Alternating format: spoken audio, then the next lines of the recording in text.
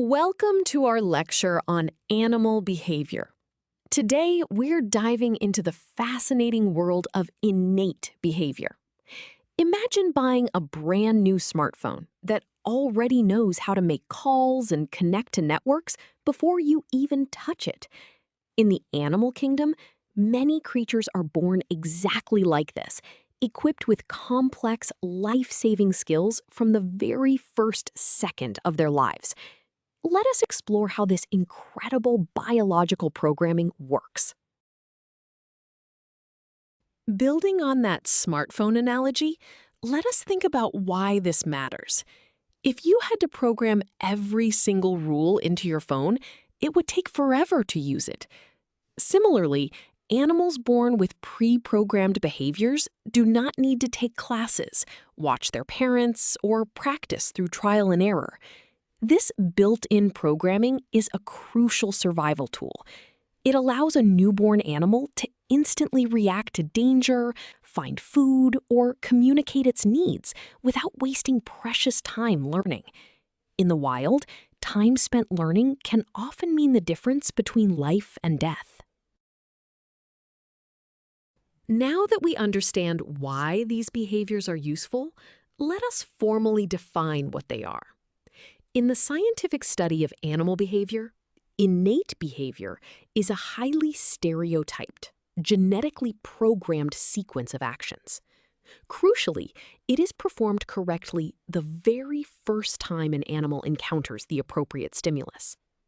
Because these behaviors are encoded directly into the animal's DNA, they are completely independent of prior experience, learning, or environmental upbringing. Even if an animal is raised in total isolation, away from its own species, it will still exhibit these exact same behaviors when presented with the right trigger. This genetic encoding leads us to a specific type of innate response. These actions are often rigid and inflexible, meaning that once the behavior starts, it usually goes to completion, even if the environment changes around the animal. Biologists refer to the most complex forms of these innate behaviors as fixed action patterns. A fixed action pattern does not just happen randomly. It lies dormant until it is triggered by specific environmental cues. We call these specific cues sign stimuli. A sign stimulus is the exact key that unlocks the genetic behavior.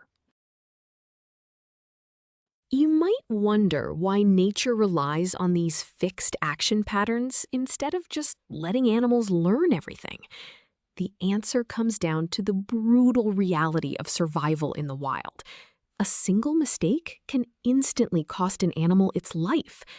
For example, a baby bird does not have the luxury of learning through trial and error that a shadow passing overhead might be a hungry hawk. If it waits to learn this lesson, it will be eaten on the very first try. Furthermore, for animals with very short lifespans, like many insects, there is simply not enough time to learn how to survive, making innate programming absolutely essential. To truly understand how these life-saving behaviors are triggered, we can look at where this concept meets mathematics. Ethologists use a simple threshold function to model how an animal ignores weak stimuli but fully commits to a fixed action pattern once a critical biological threshold is crossed. In this formula, R of S represents the magnitude of the animal's behavioral response. The variable S stands for the intensity of the sign stimulus present in the environment, like the brightness of a color. The symbol T represents the innate threshold, which is the minimum level of stimulation required by the nervous system to unlock the behavior. Finally, R max represents the maximum, fully formed fixed action pattern. If the stimulus increases past the threshold, the response instantly jumps to maximum. Before we move on, let us see this formula in action with a concrete example. We are looking at the male three-spined stickleback fish, which innately attacks other males during mating season. We are given that the sign stimulus is the red color on the invading male's belly. The fish has an innate threshold of 4 and a maximum attack response of 100 bites per minute. We are asked to find the response to a wooden decoy with a red intensity of 2. We choose our threshold formula because this is a classic fixed action pattern. We compare the stimulus of 2 to the threshold of 4. Since 2 is strictly less than 4, the condition is not met. The final answer is 0. Physically, the red color is too faint, so the fish completely ignores the decoy, saving its energy. Now that we have evaluated a weak stimulus, let us see what happens when the environment changes. We are given a second wooden decoy, this time painted with a much brighter red color, giving it a stimulus intensity of 6. We are asked to determine the new behavioral response. We use the same threshold formula because the fish's genetic programming has not changed. Its threshold is still 4. We compare the new environmental input of 6 to the innate threshold of 4. Because 6 is significantly greater than 4, the mathematical condition is met.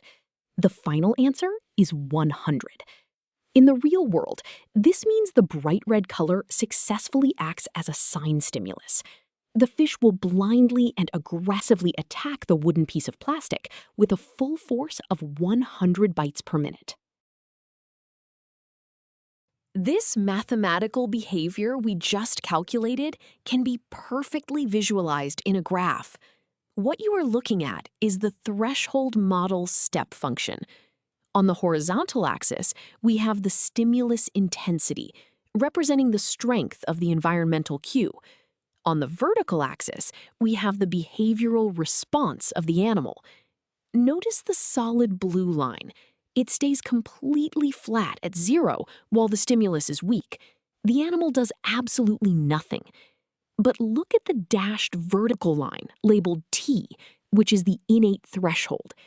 The exact moment the stimulus reaches T, the blue line jumps straight up to R max. It does not curve or build up slowly. It is an instant, all-or-nothing vertical leap. This diagram beautifully teaches us how rigid and automatic innate behaviors are once the biological threshold is crossed. Having seen how a single stimulus works, this brings us to a more complex scenario.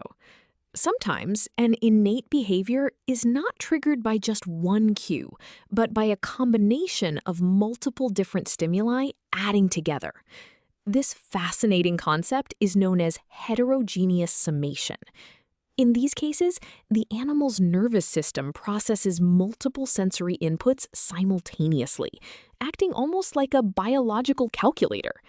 Because the brain is summing these inputs, a very strong signal from one sense can actually make up for a weak signal from another.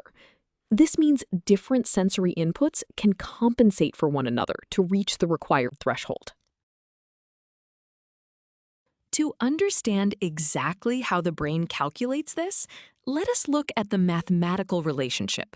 This formula comes from the need to quantify how different sensory inputs are weighted by the nervous system before they are added together. In this equation, S total represents the total effective stimulus reaching the animal's brain.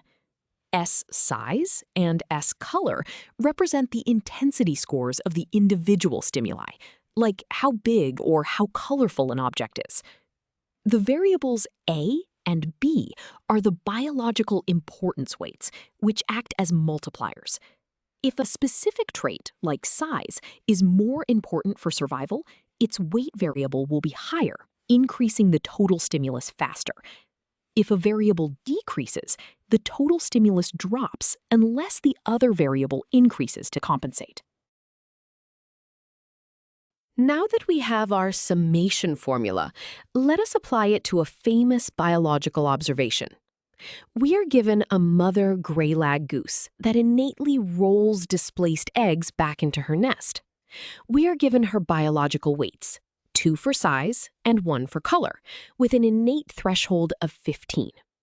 We are asked if she will retrieve a green billiard ball with a size score of 6 and a color score of 4. We choose the heterogeneous summation formula because there are multiple stimuli at play. First, we multiply the size score of 6 by its weight of 2, giving 12. We multiply the color score of 4 by its weight of 1, giving 4. Adding these together, the total effective stimulus is 16. Since 16 is greater than the threshold of 15, the neural circuit is activated. Physically, this means the goose is tricked by the artificial cues and will methodically roll the billiard ball into her nest. We have covered a lot of ground today, so let us reinforce the most important ideas. First, innate behaviors are incredible biological mechanisms that equip animals with essential life-saving actions from birth. Second, by relying on these genetically hardwired neural pathways, animals can completely bypass the slow and dangerous process of learning. Finally, we saw how fixed action patterns operate like precise mathematical functions, waiting for exact sign stimuli to cross a specific threshold, sometimes even summing multiple cues together. You now have a solid understanding of how evolution has perfectly tailored the minds of animals to survive. Great job following along with the mathematics of nature.